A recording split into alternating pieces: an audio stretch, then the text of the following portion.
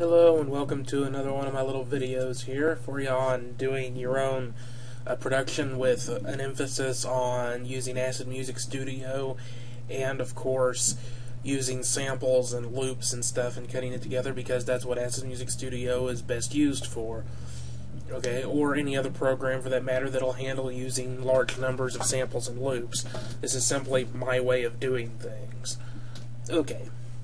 So this one is just on how to construct a more complete beat using nothing but samples, and I've even added in some simple bass hit samples so you can kind of get an idea of what you can do just using, again, samples and loops. Although I don't have any loops in this, it's all just different samples. I'm going to focus a lot on what you're looking for when you're constructing your beat.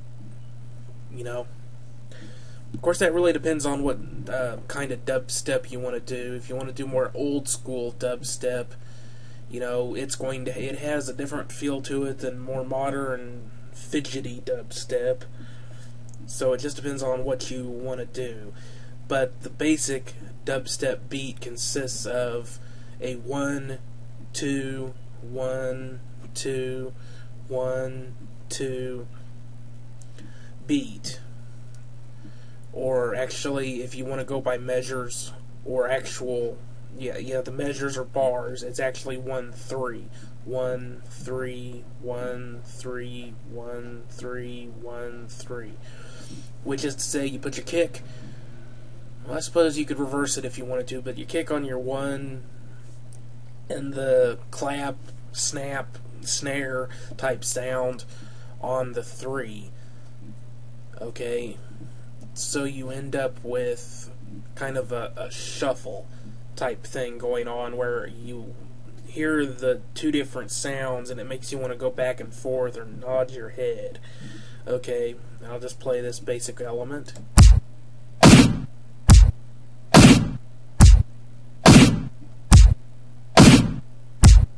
Okay, it's very simple, but it is just kind of that back and forth thing that kind of gets you wanting to either nod your head or move back and forth. Now, at this point you would add in some sort of a consistent sound that actually plays regularly, because generally you would add in some extra kicks, claps, or whatever to kind of create the stuttering, you know, back and forth feeling that makes it more of a breakbeat pattern than a consistent beat. But you do need something more consistent, so you would add in this case it's just a hi-hat sound, and it goes in on the 2 and the 4s of the measure. Okay, 1 2 3 4 1 2 3 4. In this case, what this is for is that on your head nodding or moving back and forth, this sound is where your head is either going to be straight up in between your nod, or your body's going to be straight up in between, swinging to either side. So, you know, depending on which way, you know, I'll stick with a swing for the moment. This would be like your movement to the right, hit the center, movement to the left, hit your center, movement to the right, hit your center, so on and so forth, or in a case of a nod. Okay, nod 1, up, nod 2, up, nod 1, up, right? So this helps, you know, push the person listening into that kind of a feeling, which is what makes it fun to listen to, because it, you know, it makes you want to nod your head, or you might be nodding your head to this sound coming up on this one and then stamping or tapping your foot on another one. You know, it just depends on you, obviously, but now I'll let you listen to it so you can hear what I mean.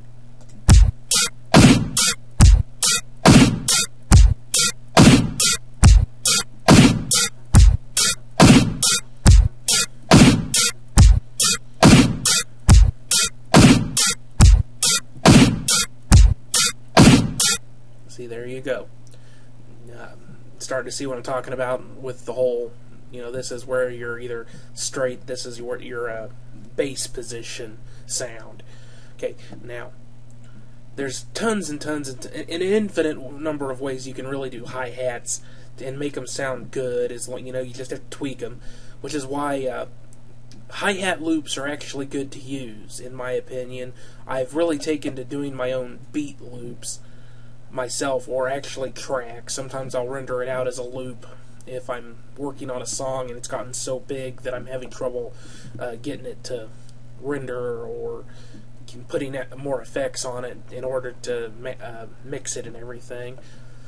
But generally this is how I actually construct my beats for a song, because this way I can just copy and paste segments, add in little things here and there later or earlier in the tracks, subtract from elements, you know, maybe cut out a section of the hi-hat so you just get the other stuff going for a little while, you know, break things up. Okay. But the two basic types of hi-hat that you might do is either a roll, like this one, which would be actually on the halfway point on every single bar, or rather every single measure, beat, sorry. Bars and measures are basically the same thing. These are the individual beats. So if the kick is on the actual one beat, then you also have, like, the first beat, second half. So this is on that second half of each of the beats. So you just end up with another consistent sound. And this just kind of adds energy to your nod. You know, or in my case, what it tends to do is it makes me want to shake my head. So if I'm, you know, kind of doing the back and forth thing, it makes me want to kind of nod and shake my head and kind of move and tap my foot all at the same time. And it's just a gentle shaking the head back and forth thing, or maybe moving the hand back and forth with that hi-hat in addition to the rest of the body moving it, you know, with the other beats. So you get this.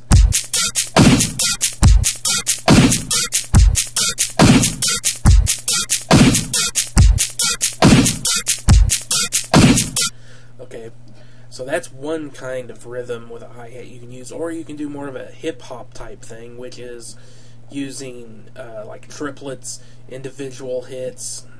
You know, in this case it's a 3-1-2-3 pattern, and then it goes 1-2-1 gap, 1-2-1-1-2-2.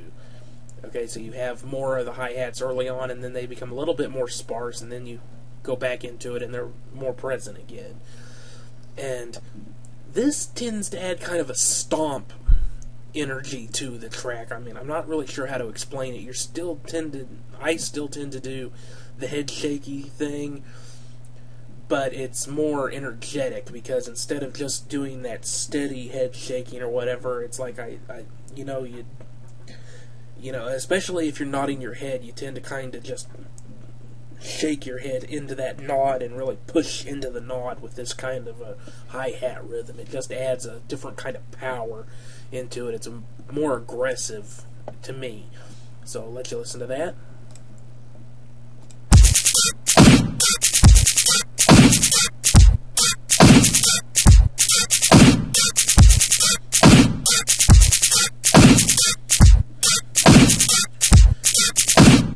I hope you heard what I mean and felt what I meant by the power. It's like this, just for some reason, it's that shaky sound going into it that seems to add energy going into each of the down sounds, the downbeat parts, the kick, that snare, and it makes it just snap into it.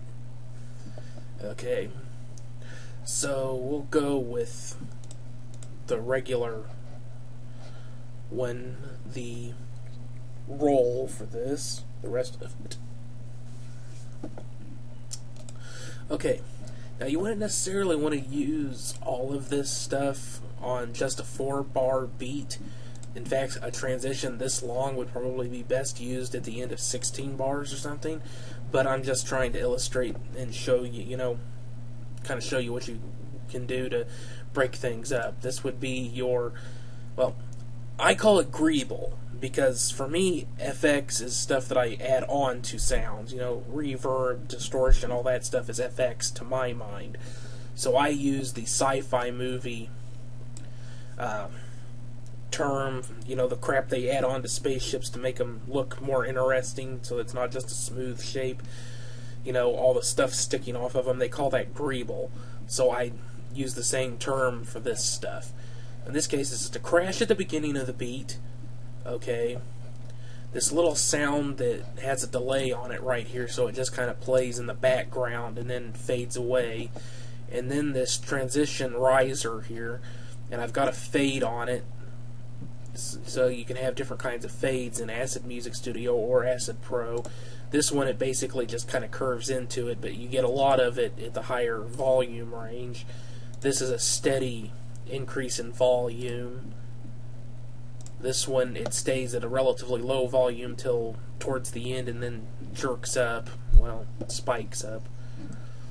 This one, it kind of, it's slight variation, starts or doesn't start fading in until a bit longer. Takes it just a bit of a shorter time to get it full volume than a regular straight fade. The one I'm using here is that it starts fading in immediately, but then through a good portion of it, it stays at about half volume, and then right at the end, it rises up. So I like to use this one for doing dubstep risers, because it fades in and you get the sound for a while, but it isn't at full volume, and then right as it's about, you know, as it's heading right towards the end of it, that's when it goes up to full volume, so you get the proper rise into it, and then it loops back around. So I'll let you hear that.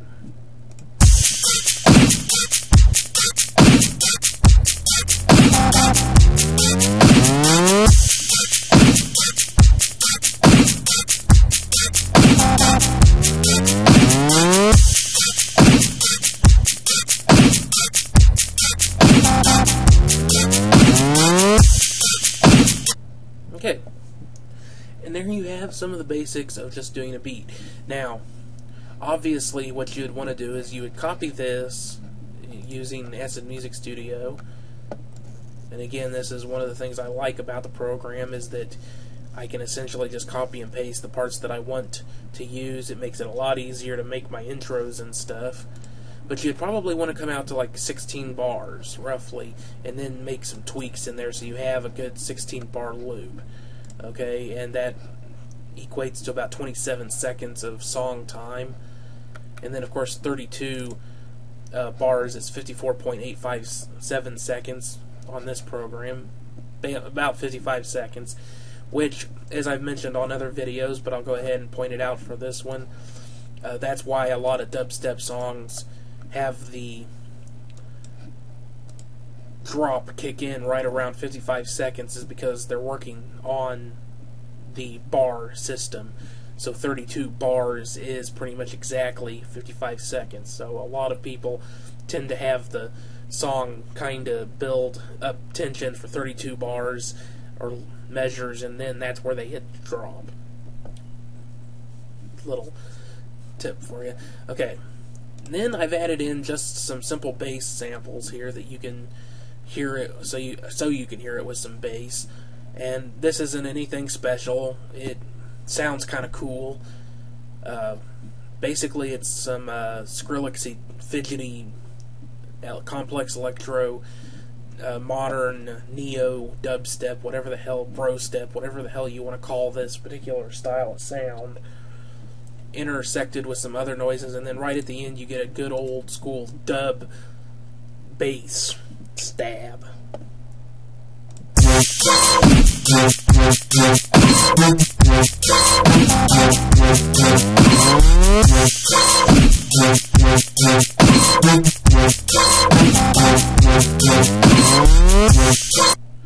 Okay. Like I said, nothing special. It's just intended to give you an idea of what you can do. So I hope you found this useful, and I will have a link below the video in the more info section so you can check out some reviews on different sample and loop collections that I have on my website. all very useful, even if you have no intention of using loops for things like bass and stuff. Having great sounding drum samples is a must, because drums can be the hardest, well, generally they are the hardest part to EQ perfectly and mix perfectly. So if you already have professionally mixed and mastered drum loops and or samples, you know, if you want to do it this way, you'd be using samples. But if you already have that professional quality sample to work off of, you're golden. You're good to go. All you need to do is get better at making your beats, or, you know, however you want to do it. And of course, you can use samples and drum sequencers if that's your preference for doing that. So don't forget to check that link out in the more info section. And as always, if you found this useful, please, I would appreciate the vote up, the thumbs up, and would appreciate you subscribing so I can so you can see when I put new videos up. Thanks again for watching, and whatever else, have an interesting day. Bye.